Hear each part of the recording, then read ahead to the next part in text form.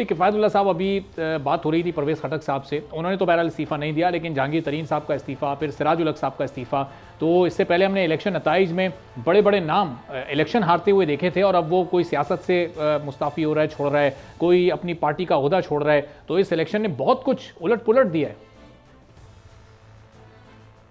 बिस्मिल्लाहिर्रहमानिर्रहीम। इलेक्शन का जो नतीजा है वो गैर मुतवक्किल तो नहीं था, मुतवक्किल था।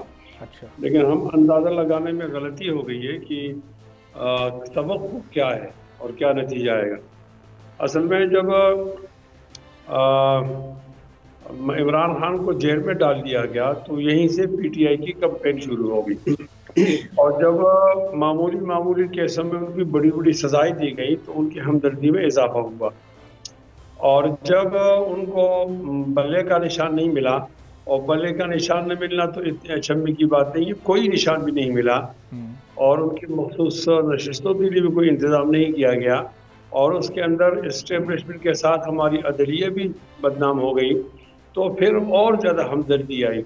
तो ये तो उन्होंने तकल्लुफ़ किया है कि उन्होंने कैंपेन की है, उनको कैंपेन करने की ज़रूरत नहीं थी। उसकी तवक्कुह की जा रही थी कि रियासत जिस तरह जबर कर रही है, उनके लोगों को रोक रही है, उनके खेमों को उखाड़ रही है, कुर्सियों को फेंक रही है, लोगों को कैंपेन नहीं किया, मौका नहीं दिया रही, तो ये रियासत और हुकूमत या इदारों की गलती पे गलती, तो उसका एक लाजमी नतीजा आना था कि सारी की सारी हमदर्दी वो पीटीआई के बाद जमा हो गई। अच्छा। और अब वो आपको नजर आ गया कि वो लोग पूरे मुल्क के अंदर जीत गए। अच्छा। अब मेरा कहना यह है कि आवाम की इस राय को मान देना चाहिए, अपनी अना की खातिर आवाम की राय की तौहीन नहीं करनी चाहिए।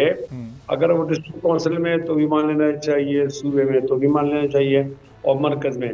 एक बात आप याद रखें, हम सब लोग, पाकिस्तान हमारा महबूब मुल्क है, पाकिस्तान है तो हम हैं, और याद रखें कि जिना वाला पाकिस्तान नहीं है। जिना वाले पाकिस्तान में मशरकी और मगरबी दो पाकिस्तान थे, मशरकी पाकिस्तान और मगरबी पाकिस्तान। लेकिन जब 1970 में 160 नशिस्तों की हामिल मुजीबुर रहमान को दावत नहीं दी गई कि वज़ीर आज़म बन जाएं, और 81 नशिस्तों पर जुल्फ़िकार अली भुट्टो को वज़ीर आज़म बनाया गया, तो मुल्क दौलत हो गया।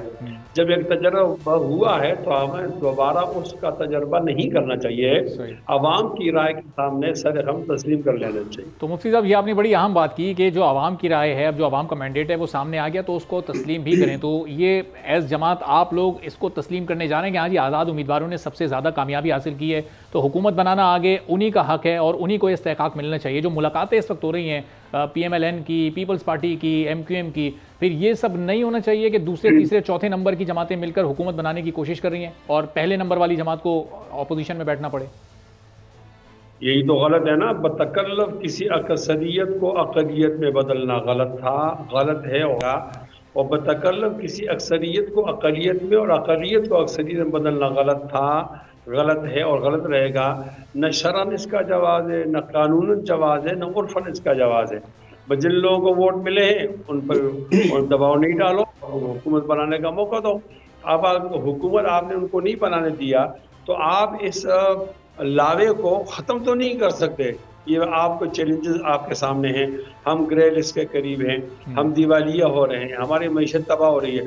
हमारी सारी की सारी नज़र उस पर होनी चाहिए किस तरह मजबूत हुकूमत आए या कौमी हुकूमत आ जाए, ताकि हम अपने चैलेंजेस को देख सकें।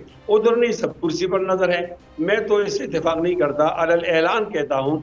अभी हमारी जमात की राय आ जाएगी कल 13 तारीख तो, लेकिन उससे पहले मैं पर्सनल ज़ाती तौर पर समझता हूँ।